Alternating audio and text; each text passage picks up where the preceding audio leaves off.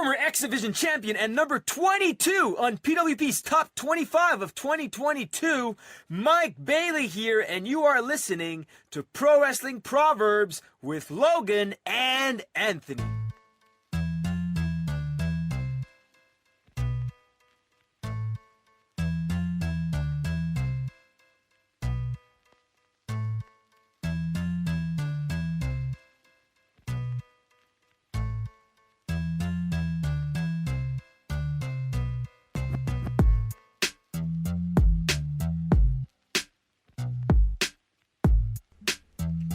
This is Anthony Logan from Pro Wrestling Proverbs, and today we are joined by a very special guest, a very talented guest, I would say. I call him Dirty Dom. Dirty Dom he's the president of Mess Bucket Comics. He's the creator of the current, one of his current issues he has out, Roddy Piper and the Kilted Avenger. That's available on Amazon, Walmart, and Barnes & Noble, is that correct? Yes. Awesome. And he has an upcoming one coming out very soon. Davey Boy, centered around Davey Boy Smith, which would be very interesting. Yep. That's available for pre-order now, correct? Not quite yet. You're gonna get that going in the next month or so. Awesome. Okay. And when should we expect that to be dropping? So that has been turned over to the letterer, and we're going to make the final tweaks and adjustments. And then I have a Kickstarter coming out on Donnybrook, my hockey comic series, very soon. And then following that, a month or so later, we'll have the British Bulldog available through Kickstarter. And there's all kinds of cool stuff we're going to do with that as well. Okay. I would definitely recommend doing the Kickstarter for that. And then if you can't do the Kickstarter, finding it once it is released. I picked up the Roddy Piper, the Kilted Avenger, when we met at Astronomicon. And then I was talking about it beforehand. It was my favorite pickup, not only at that convention, but at the many conventions that we went to this past year. Those listeners know that Roddy Piper is on my Mount Rushmore of wrestling. So just having another piece of Piper always brings a smile to my face. Yeah. Dominic, you will have to have Logan send you a picture of it. Logan's basement, he has certified, he's a big collector of a bunch of things, but he has specific areas dedicated to certain wrestlers, on shelves. So he has a Macho Man shelf. And I believe there's a section for Roddy too, if I'm not mistaken. Yes. But we'll have to send it over to you because I'm sure you'll like it. The wrestling area is Hogan, Savage, Flair, and Piper. Piper was the smallest for a time, but now it seems that more and more stuff's coming out for him, which I greatly appreciate. But that, I guess, leads me to the first question we have for you. Was there anything that made you decide to choose Roddy Piper and the British Bulldog as your focus for the graphic novels? And then was there something that made you choose, because I know in the Roddy Piper one we see Mick Foley, Tony Schiavone, Jim Duggan, Bobby Heenan, and then we see some background stuff of Buff Bagwell, Bill Apter, Billy Gunn, and a lot of others. Is there anything that made you choose these guys to appear? Holy cow, where to begin? Well, first of all, next time I see you, I have a Roddy Piper action figure that's just collecting dust that was given to me by Steve from GWC. And I think, yeah, he's all yours. And I think it's going to have a much better home surrounded by everything else you have there. So I appreciate it. If you guys can remind me before, whenever I see Astronomicon next year, maybe I will make sure I pack them away and send them to a better spot. So you have earned it, and I think you'll like it. So I have been a wrestling fan my whole life. The first ever live wrestling event that I ever went to was WrestleMania 3. That set the bar pretty high, and I remember my dad took me to another house show or something later. I'm like, this sucks.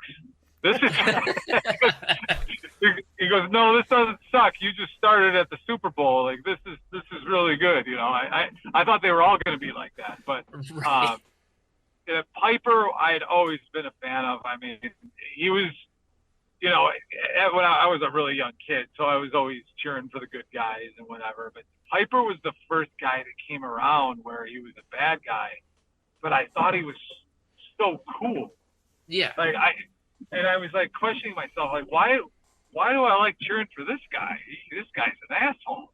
Like, you know, but he did it in such a way that was so entertaining and over the top, great, and he just kind of stuck out more than the other guys. You know, he wasn't a huge muscle bound guy. I mean, he wasn't a small guy, but he just brought everything else. He brought the entertainment, and he had a kilt and the bagpipes. Everything was. He was just this whole whirlwind. He was an anomaly amongst the other wrestlers that seemed to be more alike. You know, he stood out to me. So at that time, I didn't think that one day I was going to be writing a Roddy Piper comic, but you know, all through the years, I kept up with it. I was heavy into it during the Attitude Era and the what was the era after that? The PG or the Ruthless Aggression. Ruthless Aggression. I was watching all that, and then I was rejuvenated by AEW. So at that time, I was a comic book writer, and I had only had my hockey comic and my like superhero Arcane Awakening stories, and I started going. And I was approached by an artist friend of mine. He goes, "Hey, I was talking with Pro Wrestling Tees, and you know I traveled with them a couple times. You know they want to do a wrestling comic." And long story short, they're like, you know, it's for Roddy Piper. You can come up with something if you do have a guy, a writer. And just by random, you know, I travel with the guy, you know, the artist Eric Hodson, very talented artist in the Detroit area. He's like, I have this guy, Dominic. He's a great writer, and he is a wrestling encyclopedia. I think I've got your guy. So it kind of fell into my lap like that a little bit, and it was such an honor. Like, wow, Roddy Piper. It kind of came together, a talk show host by day, vigilante by night, and I really wanted to drive home and get everything Piper that I could put into that book and make it fun, make it all ages, and eventually I wanted to have a shared universe with other wrestlers. So, I mean, okay. I think everything Piper in there. There's coconuts. There's you know, the They Live glasses are in there. I mean, there was a lyric from an LL Cool J song in the 80s that I threw in there, where he's talking about Roddy Piper, and you know, just everything I could think of. And your other question about who was in there at the time. So I was at the first Starcast, which was the first All In, or was it called All Out? I don't know, the first one they ever did before AEW. Okay. And I loved the convention. It was unbelievable. It was, you know, it was when the Bullet Club was hot, and you know, wrestling was huge, and it was just, you had a convention, and the whole world would show up. It seemed like, and it was my first wrestling convention, and we sold out of our posters, and you know, everybody's, hey, you know, can I be part of the book? And I talked to, you know, Tony and Victoria and Buff Bagwell and you know, God, who am I forgetting there? Not Bobby, Hacksaw Jim Duggan. I'm like, I got a big part for you. Do you want me? He goes, oh, are you kidding me? Oh, yeah. So I was getting all this interest. I'm like, man, this is so cool. And so that story came together, and we left it on a cliffhanger. And after that, you know, the floodgates were kind of opened, and I put a Roddy Piper hockey jersey out that sold incredibly well. And then I was contacted by the British Bulldog estate, his daughter Georgia, that runs it. Oh, right. And I was like, oh my God, that's perfect. We've got the trash talking leader. Now we get British Bulldog be, you know, just the muscle behind it all, you know, the anchor that, you know, that's gonna be another element. So my idea is gonna be, I think I'm gonna introduce 4 wrestling heroes with alternate personalities that are gonna take on the big bad guy. And I haven't announced it yet, but third one in the series. The third man is going to be Kurt Angle. So, okay. yeah, I think I'm pretty sure he's going to be just, he's going to mix into society as a milkman, like from the old school days. I love that. And Matilda's going to attack him because she thinks he's a mailman or something. There's a lot of room for humor in there. I say, yeah, with Kurt Angle, you can bring in a lot of the humor, and it almost sounds like with your hero comparisons, it's perfect fit to be your Captain America. Yeah, I want him to be an asshole Captain America, like Homelander or something. Just just this air is like, does this guy know how arrogant he's being? Like, that Kurt Angle, that first run with WWE where, with the three eyes and the goody two shoes who's just a total dick. Yeah, how can you boo an American hero? Right. Yeah, I want to go that route. And Mick Foley was just kind of this idea. He's going to kind of be their chauffeur. Okay. And I thought it'd be hilarious because I could see Roddy Piper getting very frustrated with the guy with multiple personalities. Oh, 100%. Yeah, and he's like, gosh, what is this now? I can just hear him, oh, God, who's that? So, it was just surreal sitting down on my computer, and I'm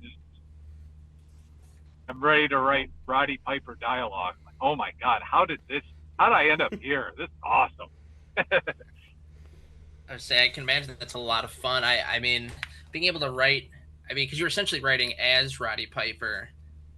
Right. Got to say that's kind of a little, that'd be a dream of mine. Especially since he's no longer with us, to kind of create more for him to be out in the world.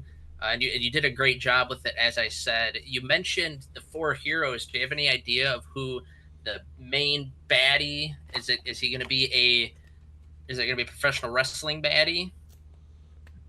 Well, yeah, I think so. So the guy from the Piper book, Ruth S. Heel, he's the leader of them, and we have some ideas kicking around of Ruth and who he is, and we're gonna kind of put it together when we know who that fourth guy is, so that hopefully it's somebody that they all hate.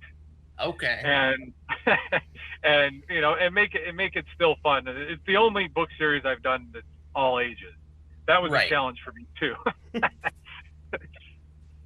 Yeah, I know. But yeah, I got an idea, but I don't know just yet. It's weird that the story kind of is writing itself. It's like we're contacted by the Bulldog estate, and I'm like, oh my God, that's perfect.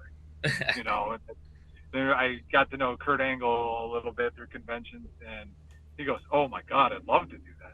Oh man, all right, this is coming together. It's almost like I don't make the decision. Right.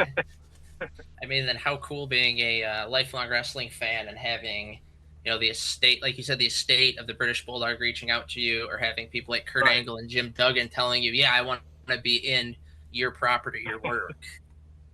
Right. It's really weird, especially from an indie perspective like me. I'm not coming at them like DC or Marvel Comics or Image or something. I'm just an independent. Right. I've worked my ass off to get here, but it's still quite gratifying for sure. And then I also know that it's not just professional wrestlers that you're working with. We've seen that at other Astronomicons that you have been working with crossover star Darren McCarty, Red Wings fame, TNA wrestling fame, and he's appeared at some independent shows throughout the state of Michigan. How's it been working with Mr. McCarty, and is there any other, sports-related people that you want to work with, specifically in the Detroit area? Oh, yeah, absolutely. So my first question is, you called me Dirty Dom. I was wondering if McCarty told you to call me that, because that's what he calls me. It was the first thing I thought of when I first saw your name a couple days ago. Yeah, I was like, Dominic.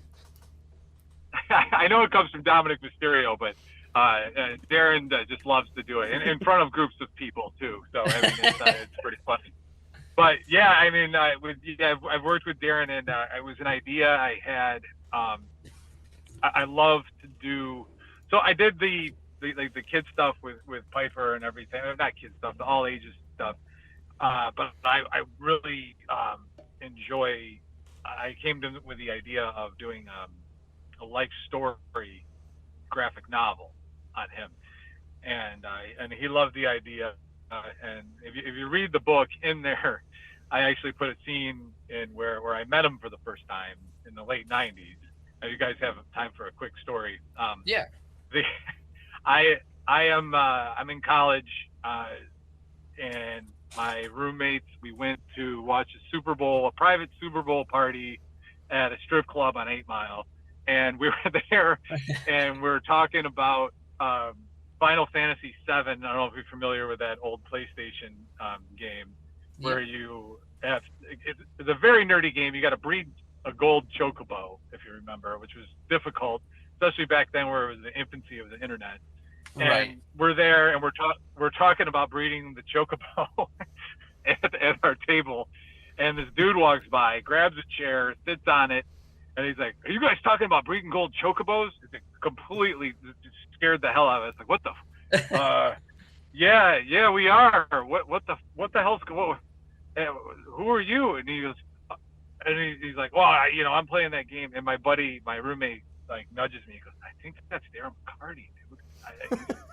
I'm like, I go, McCarty? He goes, oh yeah, hey, nice you guys, Darren McCarty. But anyways, let's get back to the chocobos. I'm caught on this part, and we start dying laughing. We're like, he's trying to like nervously write it down on that thin like drink napkin and a pen, and the paper's ripping, but he's like, he is intense on figuring this long process out. We're like, hey man, let's just email you all the instructions. He goes, yeah, email. I've got email. So we're like, I promise we'll send it to you. And so he goes over and realized he was at like the booth next to us with Osgood and Martin Lapointe and Draper.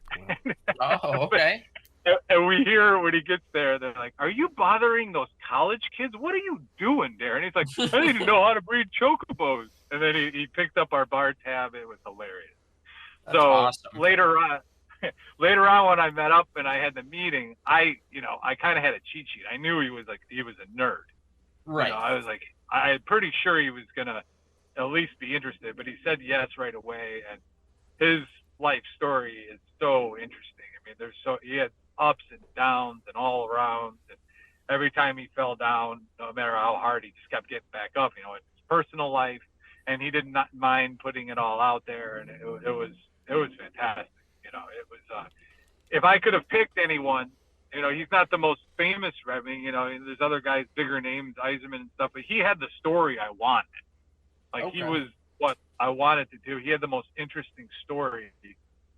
And not to mention, he had iconic moments in his career that most enforcers can't even dream of, So, right.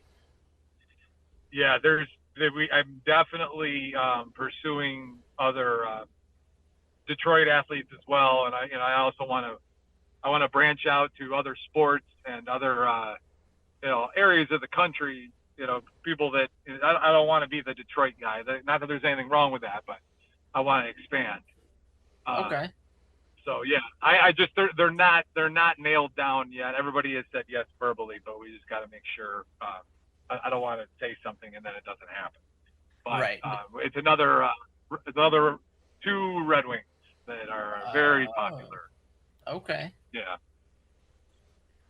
So you kind of alluded to it earlier that you've been a lifelong wrestling fan and that AEW has kept your interest lately.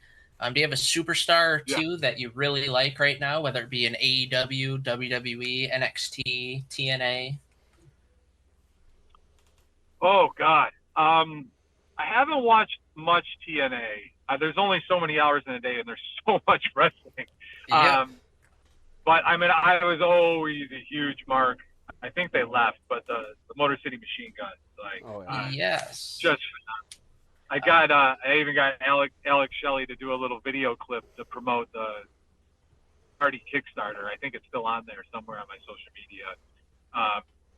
He's one of my all-time favorites, and TNA does a really good job. I was worried when D'Amore left. Yes. But they seem to be doing well. You know, hats off to them. They're doing a really good job with what they have. And that thing with NXT is quite interesting too. AEW, for whatever reason, I really like their format. I'm always a big. I know he's not there anymore. I always like CM Punk. He gave me the opportunity to make a jersey, to design a jersey for him for the AEW sold, which okay. literally, yeah, I think you can you find it on my social media somewhere. I met him in person with the jersey, and he's more of a glass half empty kind of guy. Yeah. But when he saw the jersey, he lit up like a Christmas tree. He's a big wrestling fan, and he loved it. So, I was always a fan of his work. I mean, him and MJF might be the closest thing you can get to Roddy Piper today's age. I feel yes, yeah, certainly. But I love Kenny Omega. My God, what a talent! Jesus, he's incredible. And I got Roman Reigns grew on me a little bit. WWE. I haven't been watching WWE all that much. I'm a little more interested now that Triple H is taking over. It just feels a little bit different now. Yep, it's got a better feel to it, I think. Right. And the hats off to Cody. I did not see any of that coming. He's absolutely killing it with WWE. I got to meet him for a couple of minutes at that All In show, and he had something about him. But I just didn't know that he was going to make it to the top of the mountain like he has. Right. And, yeah, he's the man. So he's the guy. Even when he made the initial jump, we talked about it on a podcast, and I don't even think then we thought he would reach the heights that he did. But here he is as the face of the company, and you might be wanting to watch WWE a little more because there's a rumor going around that the Machine Guns actually signed to the WWE recently. I did see that. That would be interesting. Selfishly, I wanted them to go to AEW just because I wanted to see more Young Guns and Machine Guns. Yeah. Young Bucks, Young Guns. But there's endless matches they can have in WWE as well. Oh yeah, especially with Triple H at the helm, and then you've got so many former TNA talents backstage, and the working relationship with NXT and TNA. I mean, a year ago, I don't think this would have made sense, but now it makes all the sense in the world. And, for sure. It's they leave TNA, and here they are probably going to work with them again. Yeah. So a non-wrestling question for you. As we, the podcast, continue to grow with followers and get more engagement, we've had, a couple instances where fans not exactly liking what we're putting out. They've got the negative criticisms. Although it's a completely different field than what you're in with the graphic novels, how do you handle any negativity or negative criticism toward your work, if you have any? Honestly, I try to make a positive out of it. My stuff isn't for everybody. You can't. There's nothing you can write or do that appeases everybody. It's going to be there, and I look at it like it's a positive too. I mean, at least people are paying attention. Right. And yep, you're only as good as your worst critic kind of deal. And so I've seen what people have written. I'm like, you know what? This guy's a dick, but I see where he's coming from at least. Yeah. I try to, okay, I could see that. And it's always, especially now that I've created something, and I've made books and I've put it out there. There's reasons why decisions are made. Yes. It's not, nobody wants to go out there and piss everybody off with a decision, but there's reasons why, why did Vince McMahon and Triple H do that? He doesn't know what he's doing. Well, there was 14 other balls in the air that you're unaware of sitting on your couch drinking a beer.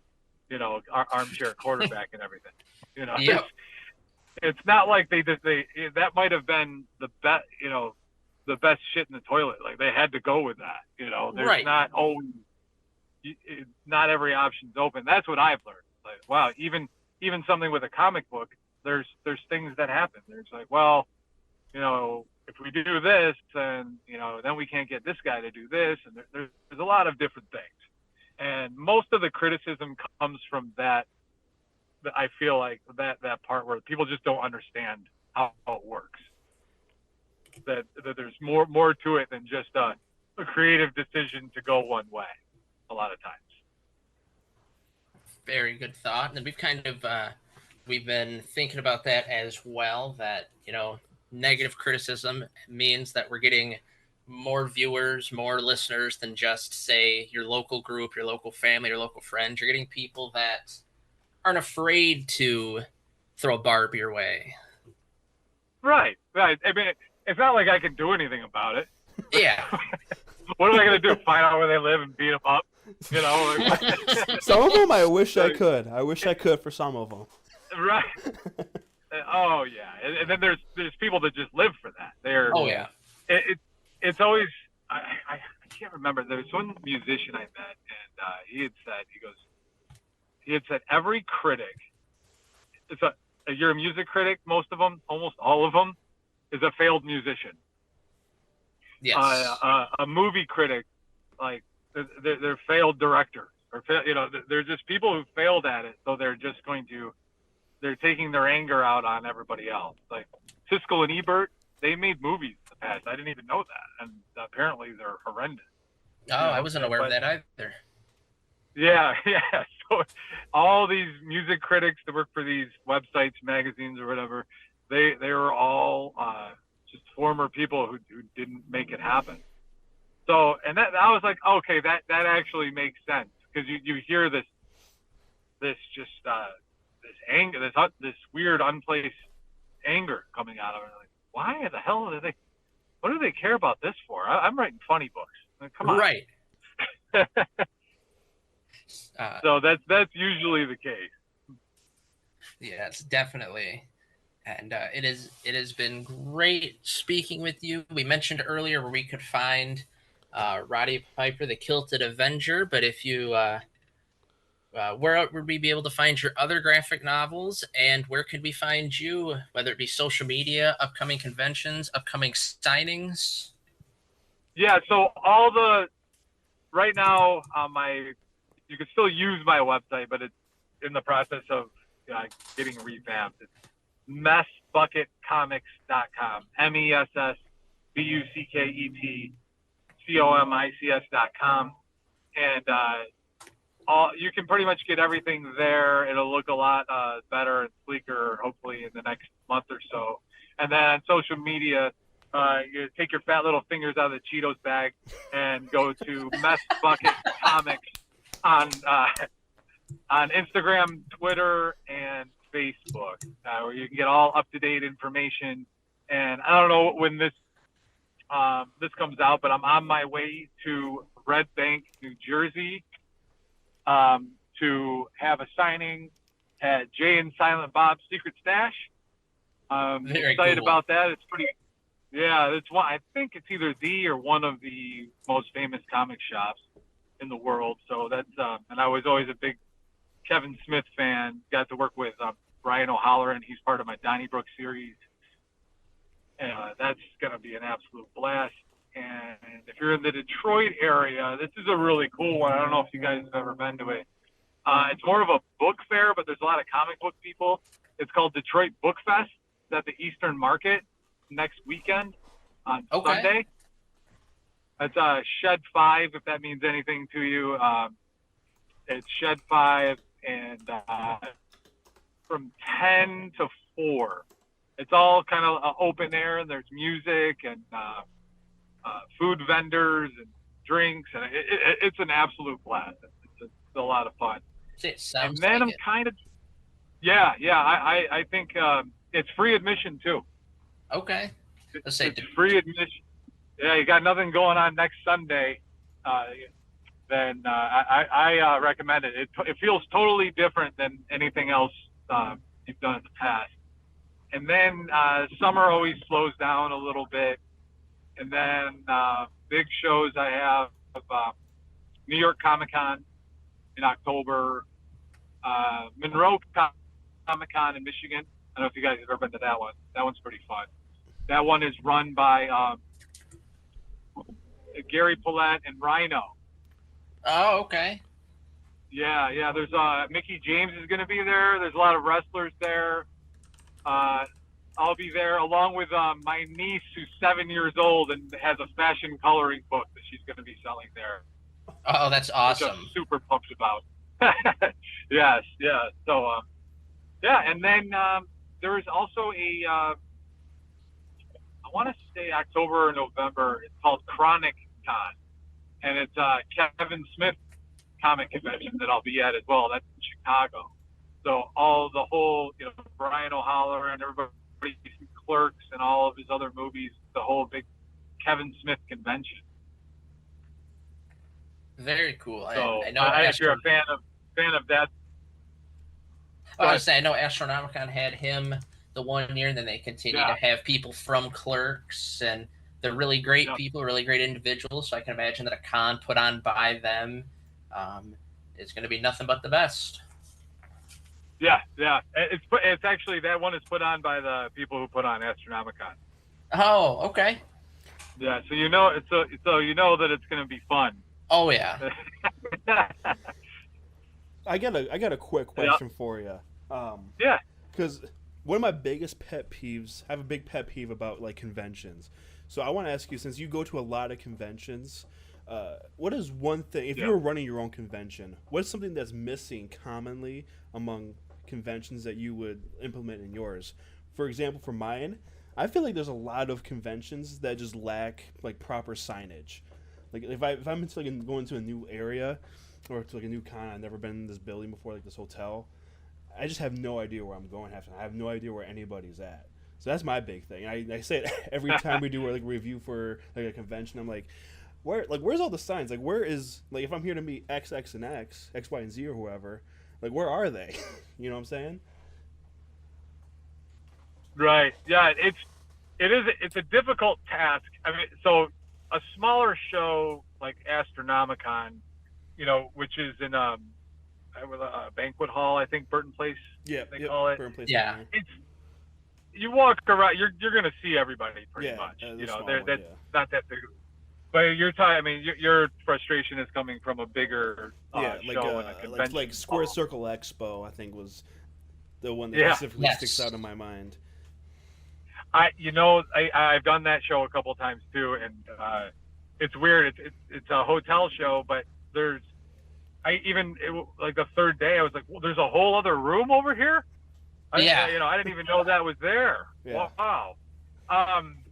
I think I always thought it would be easier if they just did on Friday before they opened, just did like a video walkthrough or something, where they kind of explain, you come in this door, Artist Alley on the left, the celebrities are here, so and so are here. They put it on the website, but it's hard to, okay, all right, you walk into the room and they're like, well, they're in row D. That doesn't mean anything to you when you walk into a huge convention hall. Like, where the hell is D? There goes like A, B, C, F or something like that. Right. Right. Yeah, it is. It's hard. The bigger it is, the harder it is to navigate and tell people where things are. That's probably the biggest complaint that's out there. But I always thought of a video walkthrough that you could just put on your social media, so people but at least know, okay, when I go in, I'm going to go this way and then this way and this way. Yeah. So, but I've never run one, so I don't know. I'm sure you do a good job at it. But it looks like Zoom is giving us a hard out here when we got a couple minutes left. So we'll wrap it up quickly. Dominic, president of Mess Bucket Comics, thank you so much for joining us. Make sure you check out the Kilted Avenger on Amazon, Walmart, Barnes & Noble, and the British Bulldog, the UK Defender, coming soon. Make sure you check his website and his social media for when that pre-order goes up.